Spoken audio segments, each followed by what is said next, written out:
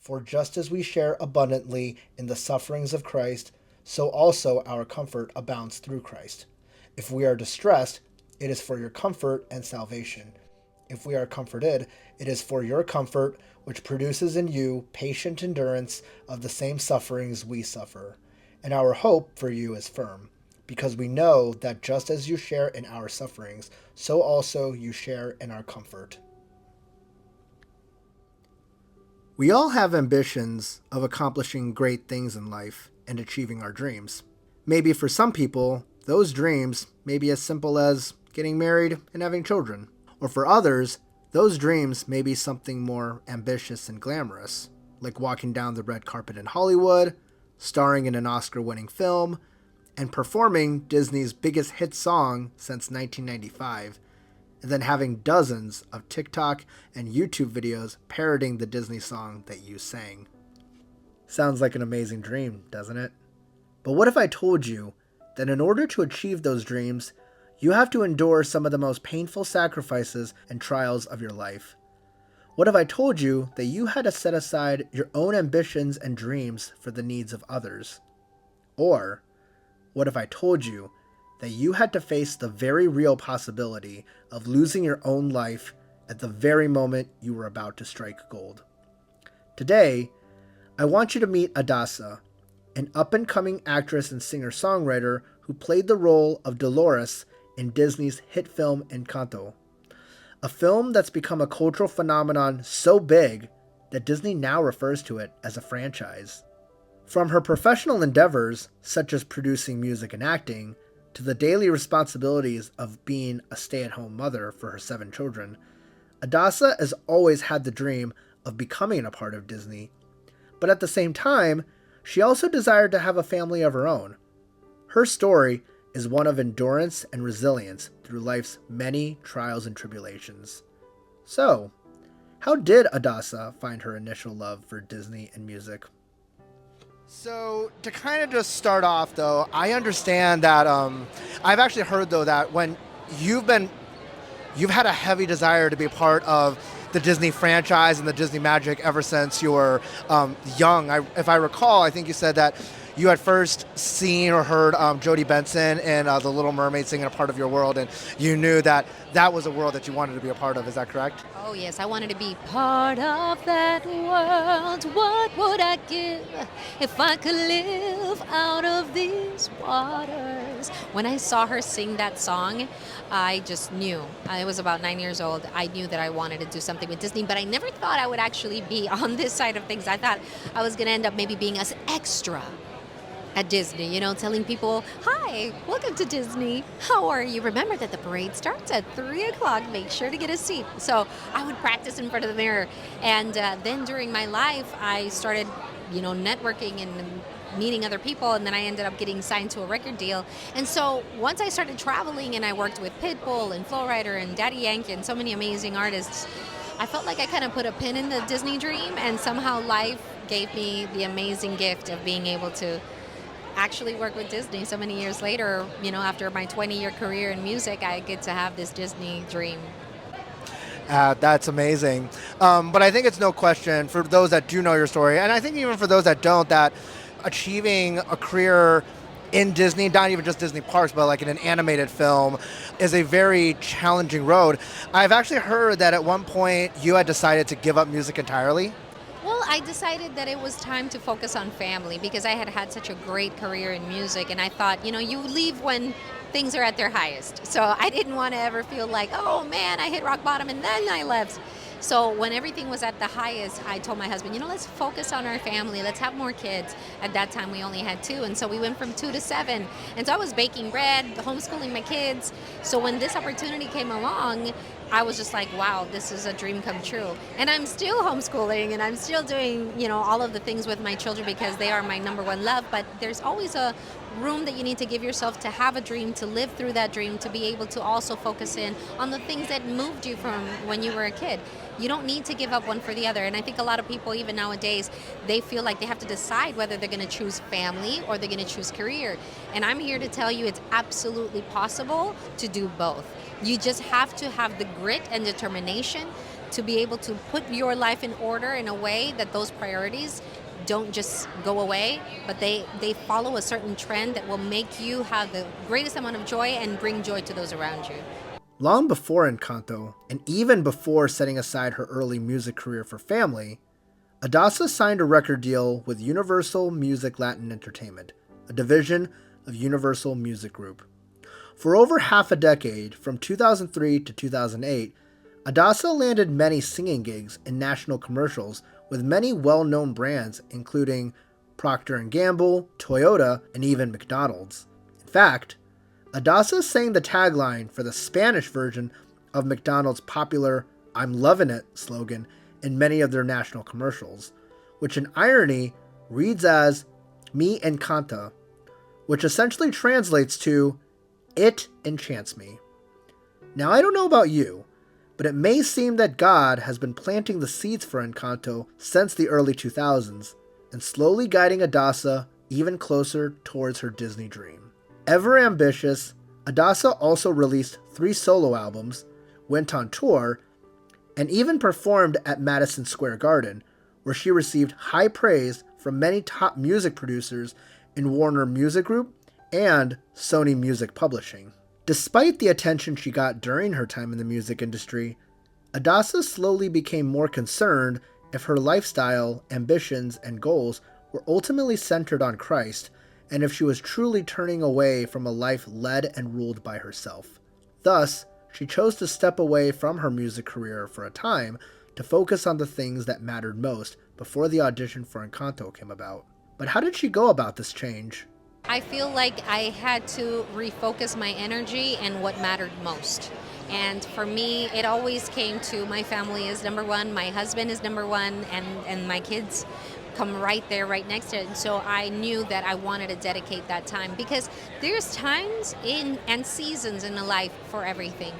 But if you spend too much of a season doing something, the time is eaten up and then you won't be able to have that moment. So I wanted to have the moment to be there for my kids a little deeper. And, I was since a very young age in the music industry, so like with my first and second I didn't have that dedicated time, and I know the difference now to be able to step away and just take that breather. And now I feel like we're like a team in this because of the fact that I spent so many years just with my kids.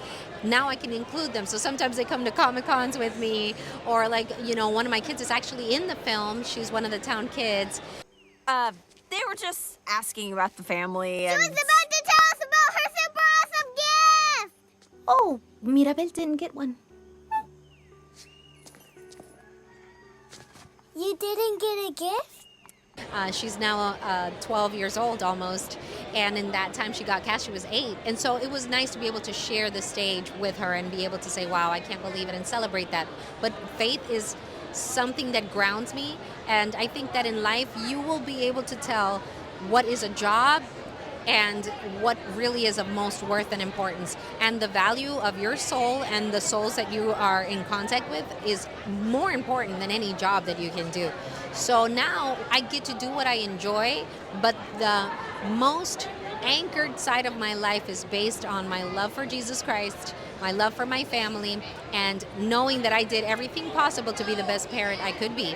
And then after that, it comes all of the joy of being able to accomplish my dreams. I just feel like you can do both, but never lose track of who you are deep down and how your faith is actually going to be the glue, because if you're successful or not, what's going to make it through for you is to know God loves you, your family is there for you, and no matter what you end up being, you can be an actor, you can be a dentist, you can be a pet handler. It doesn't matter. He loves you, your family is there for you.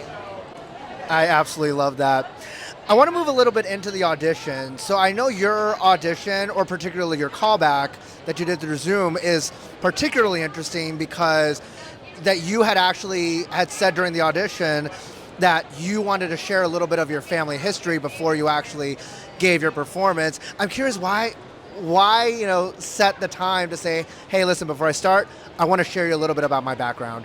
I come from a very humble family in Colombia. My father lost his father at a very young age, so he had to be the man of the house at 9 years old. Like, he was actually selling arepas door to door and doing everything possible to provide for his mother, who had an ailment, so she couldn't physically walk too much.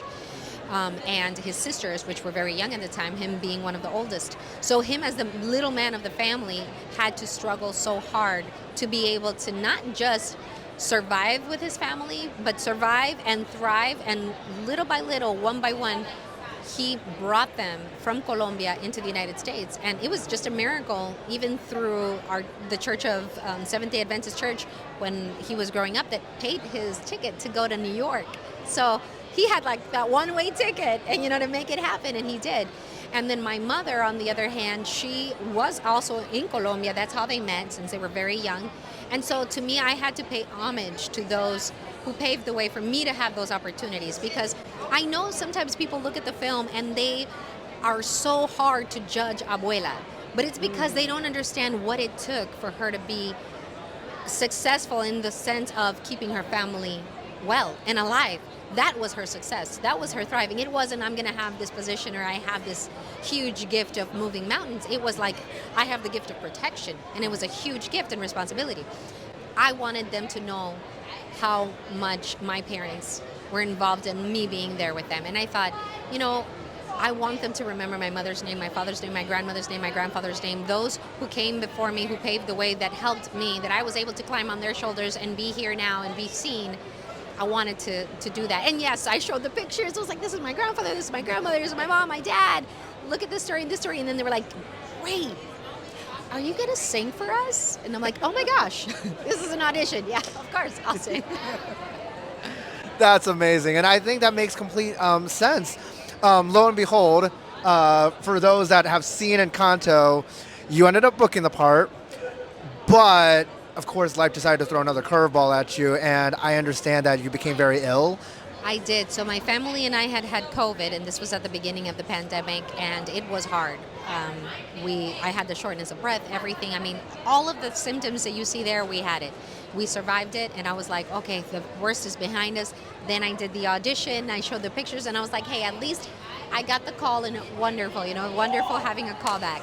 And then I thought that was it. Then I started feeling like not unwell. I thought I was pregnant again.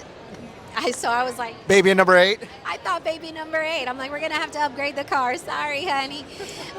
But it turns out that I actually went to the hospital to get a blood test, and I didn't make it out of there walking. I ended up leaving in a wheelchair because I started getting paralyzed as I was there. So slowly I was slurring my words. I couldn't move my arms, I couldn't move my legs, and I got paralyzed from the neck down. And that was my reality for many weeks, where I would just go into a full-blown paralysis, and then it would let go. And so I was there with the doctors. They ran MRI tests, all of the tests, the screenings, blood work, everything, and then they couldn't figure out what was wrong. So I told them to please release me to go home, and I had to sign myself out, taking responsibility over my own life.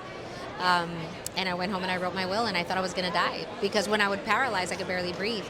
Then I had an amazing friend from our church that said, let me take you to Vanderbilt, because I live in Nashville, Tennessee. Let's get a second opinion. A neurologist came. They did, again, all of the tests, blood tests. After 14 hours, they said, I'm sorry, with COVID, there's so many unknowns. We don't know when or if the symptoms will go by.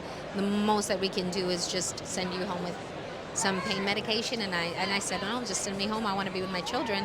And during those days of waiting to see if I would wake up every day, we get the call back that I got the part, and I literally could barely speak. And Jamie Sparrow Roberts herself, the casting director for this amazing film, was the one that called to congratulate us.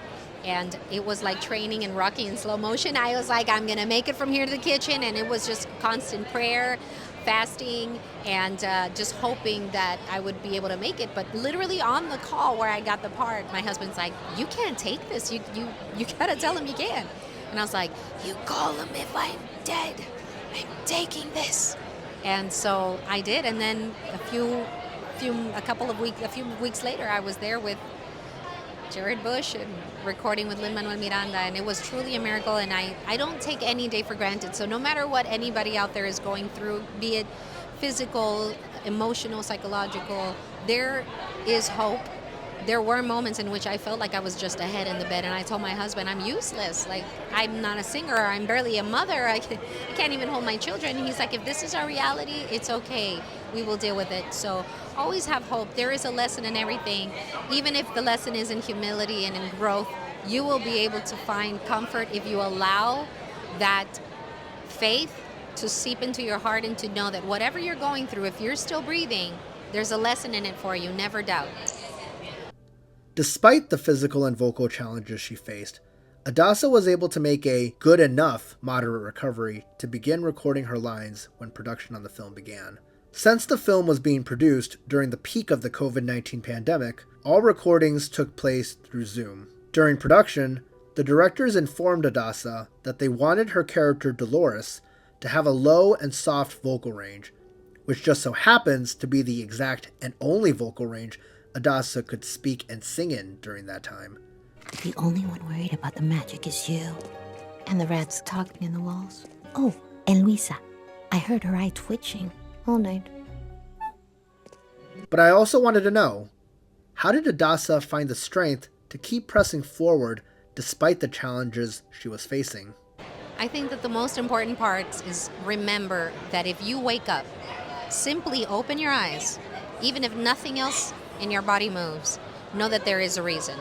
So instead of asking, why is this happening to me? I started saying, what is it that I need to learn that I haven't learned? Because if you've given me this opportunity to quiet my hands, quiet my feet, then it means that I need to listen.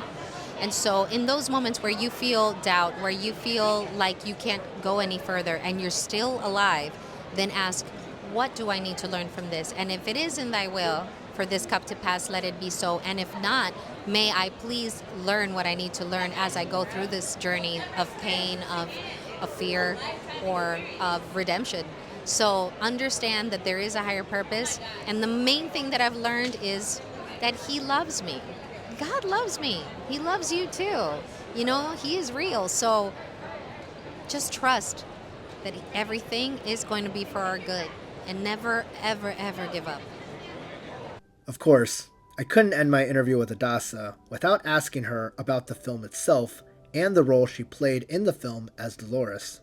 For those that haven't seen the film, Encanto follows the Madrigal family, a family in which every child is blessed with a special gift at the age of 5. Living in a mystical house, the Madrigals rely on their gifted powers to help their village thrive from armed conflict forces that threaten the family's lives. During the film, cracks begin to appear in their magic, resulting in the entire family eventually losing their gifted powers. As tensions rise, the family's home ultimately collapses, forcing them to confront their fears and rebuild their bond without the usage of their special abilities. In the end, the family learns that true magic isn't in the powers they were granted during childhood, but in love, unity, and embracing one's true self. With Dolores' gift being super hearing and her ability to hearing every person's thoughts, feelings, admissions, and secrets, I wanted to hear Adassa's own insights on the blessings and curses of that gift.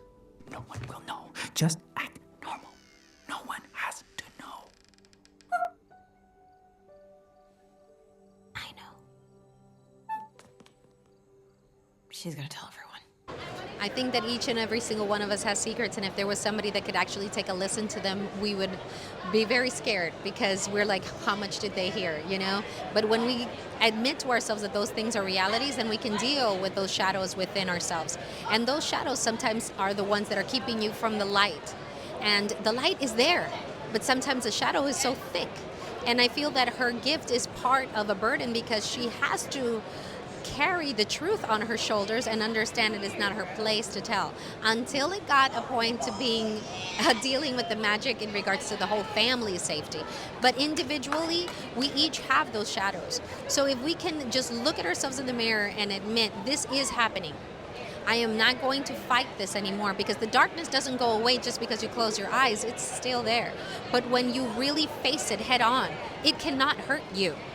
You are more powerful than the fear. You are more powerful than your doubts. You are more powerful than your past. You are more powerful than whatever moment got you to that place of feeling broken. So if you can just look it in the eye and find people that can help you through the shadows, grab on and take you out of there so you can finally feel that grace that is there for you. It is there and it is real.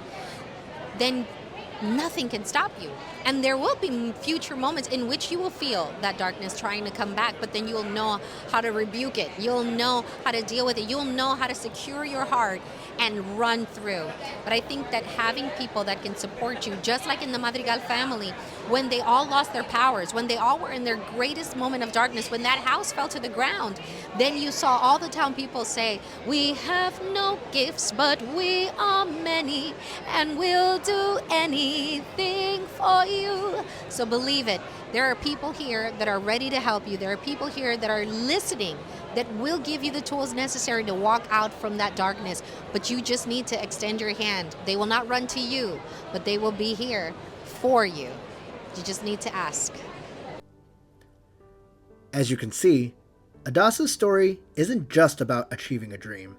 It's about the sacrifices we make, the trials we endure, and the faith that carries us through when life throws its hardest challenges our way. Adassa's life could have gone in many different directions. She could have given up when she put her music career on hold.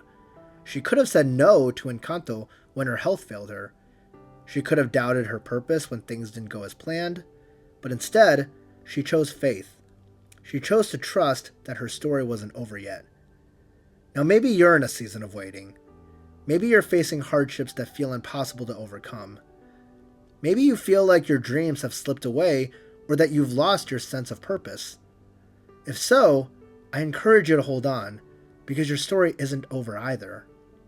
Like Adassa, we don't always get to control the path that leads us to our dreams.